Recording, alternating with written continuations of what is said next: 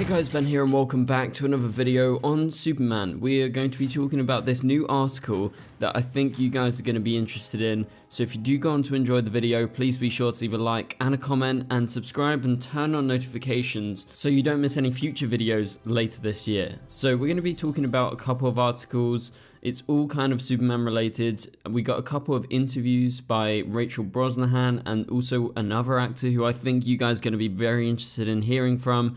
And also got an update in regards to when Superman is going to be releasing internationally, because it could potentially be coming earlier than in America. So let's go ahead and jump right into this. Let's talk about the release date first. So apparently Superman will release 2 days early for most international audiences on July 9th, with the film releasing in America in the entire US on July 11th. So that's 2 entire days later, which obviously is a big deal because that means everyone's going to see it and then Americans are going to get spoiled. But I think I'm going to be lucky enough to actually see it before this. Obviously, I try and go to see as many films as I can, and Superman is obviously like #1 for this year as to what I'm trying to see early and everything. So I'm going to be having lots of coverage for you guys on the channel.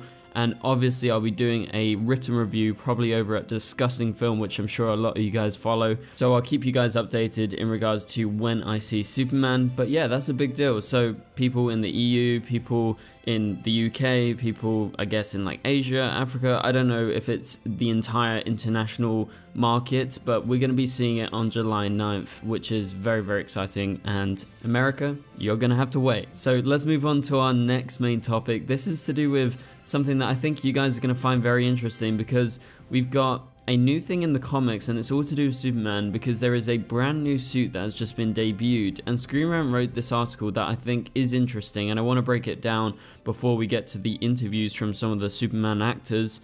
And they say this new suit is the perfect fit for James Gunn's DCU. So this is how the article goes. As fans look forward to James Gunn's rebooted DC universe, Superman just revealed a new outfit that would perfectly fit into the film franchise.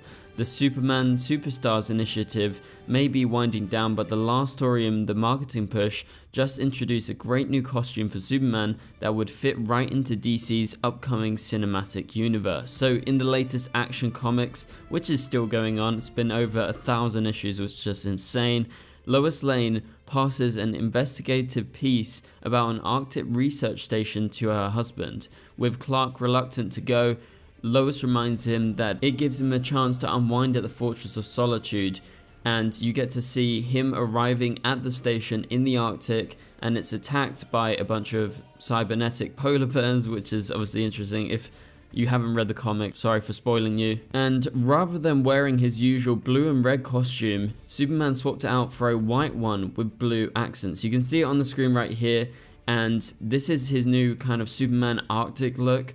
Now, we're going to talk about, obviously, how the suit is different and why this article thinks that it's going to be able to fit into the DCU and why they think it's a good idea. But they do go on to emphasize, obviously, this is not going to overtake Superman's normal look. It's just a thing while he's in the Arctic. It's a new costume that he wanted to wear out, obviously. So this is why they think it could fit into Superman's new film canon in the DCU. So it's clear from preview clips and trailers that Gunn's DCU is one with some history behind it. Nothing would sell that better than if Superman already had an Arctic costume on hand, implying he's already had a few adventures with it. It would be cool to see Superman deviate from his more traditional look for a scene or two and be an interesting way of hinting at the new Man of Steel's history. While it remains to be seen what will happen with Superman's new all-white costume, one can hope it or something similar will show up in Gunn's DCU. So I think what they're trying to say is, okay, it would be great to see a new costume, a different type of costume for Superman at one point. They're not saying specifically for the Superman film, because that's done. They're definitely not going to have this Arctic suit because it's a brand new suit in the comics. However, they're saying it would be good to show that Superman has different kind of costumes for different types of situations. We've actually seen this before in live action. The one that comes to mind for me is that kind of Power Rangers looking Supergirl costume that Melissa Benoist wore in Supergirl. That was for a situation where she had to prevent herself from being exposed to whatever was out there because the suit basically protected her.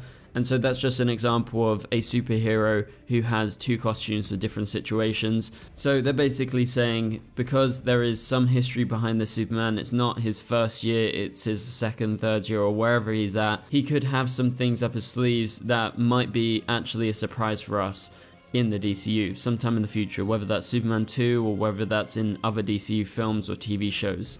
So let's move on to the next main topic. This is our interview section of this video. So we got an article from CBR, and they actually talked to Rachel Brosnahan on why Lois Lane isn't too fond of Superman's dog Krypto. So we're going to break this down. Obviously, the link will be in the description below to all of the sources that we quote in this video.